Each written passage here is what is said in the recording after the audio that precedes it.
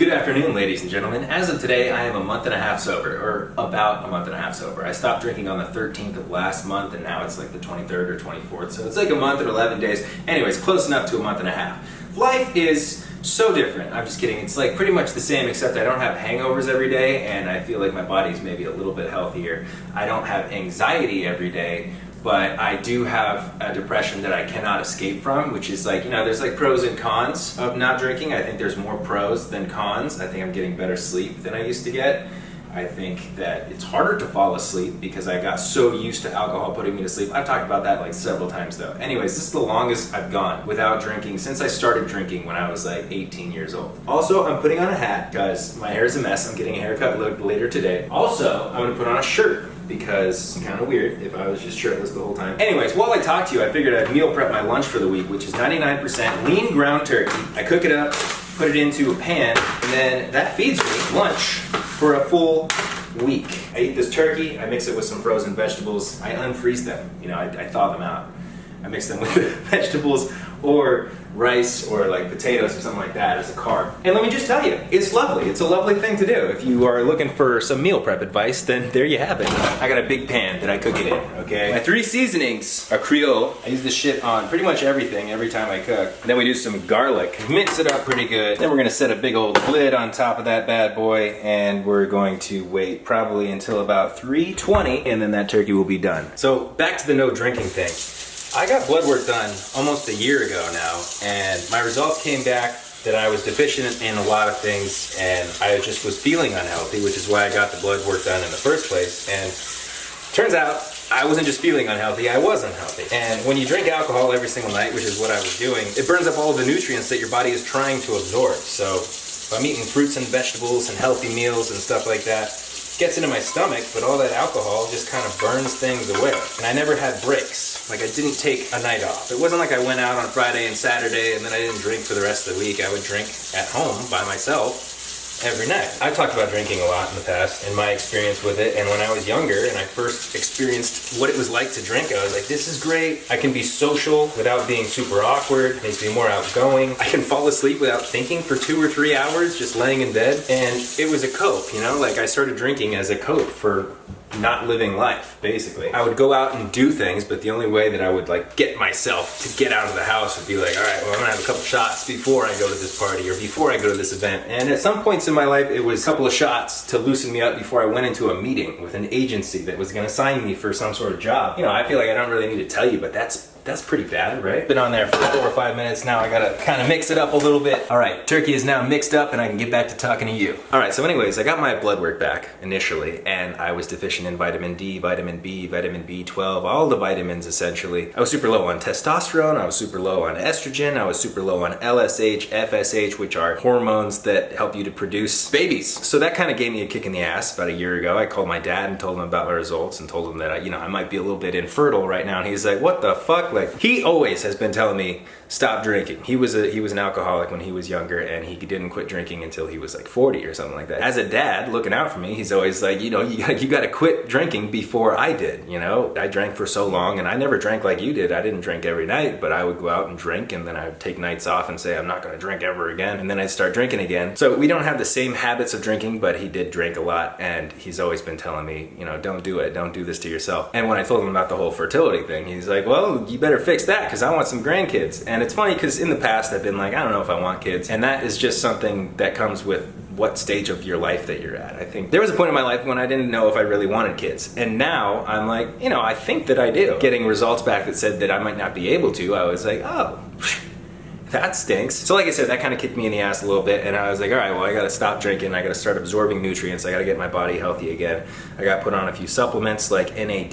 NAD is a supplement that they give to recovering alcoholics or heroin addicts, and it's something that helps to clear out your liver, and it's also something that helps with your metabolism and stuff like that. And when I first started the NAD, I was still drinking, and I would cramp up a lot because it's toxic. Like the alcohol is toxifying my liver, and the NAD was trying to detox it. So it's like flushing out these toxins as I'm putting more toxins in, and that would just dehydrate my body. I'd cramp up a lot. Eventually I was like, all right, this is pretty bad. My body's not working properly. I'm cramping up. I'm uncomfortable all the time. I have anxiety every day. I'm spending way too much money on alcohol. The doctor says it's bad. The doctor says I can't even have babies. So I was like, it's time. It's time for me to stop drinking every single night. Because I think that's something that a lot of people do, is they'll say something like, I'm gonna quit tomorrow, or like tomorrow night's when I'm gonna stop doing this thing.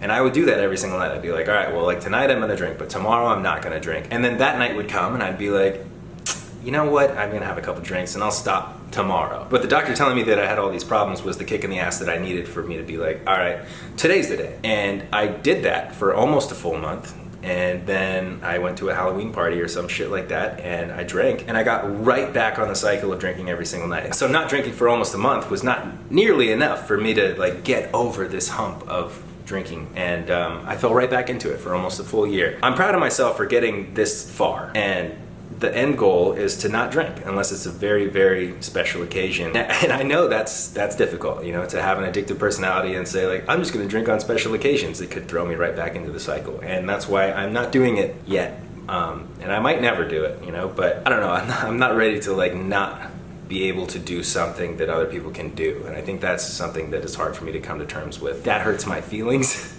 a little bit, to feel like weak. It's a problem that I can't fix without just stopping completely, you know? Like I would love to be able to have a few drinks at dinner when I go on vacation with my girlfriend, you know? And it kind of sucks that there's a chance that that is not in my wheelhouse. That's just not something that I can do, because it might throw me right back into this negative cycle. Oh fuck, my turkey. Don't worry everyone, we caught it right at 320. Steamy. Let's turn this off actually.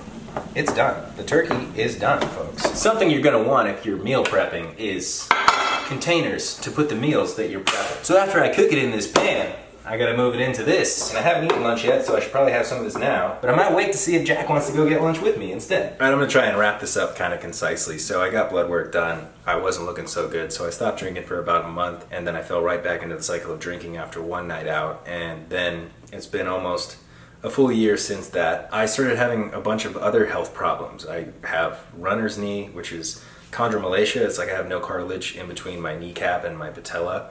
So it hurts to walk, it hurts to run. I'm supposed to get surgeries on that to fix my bow-leggedness and to maybe get some cartilage put back in there. But for the most part, it's like you kind of have to wait, just kind of be in pain, and then get knee replacement. There's little things like that. It was the revisiting what I'm doing with my life. It's like the idea that like I wake up with no motivation and don't want to film, don't want to do, you know, essentially my job is to film. And now I don't know exactly what I'm doing with my life. And I think that the drinking was a way of escape. It was kind of like, I would kind of like sit at home at night after a depressing day and have a depressing evening that I would kind of alleviate a little bit by having a few drinks. Sometimes a lot more than a few drinks while sitting by myself on my couch drinking. I'm watching this anime right now called Delicious in Dungeon, and they have all these like little mini life lessons. One of the things they were talking about in an episode I watched last night was this thing about the choices that you could make.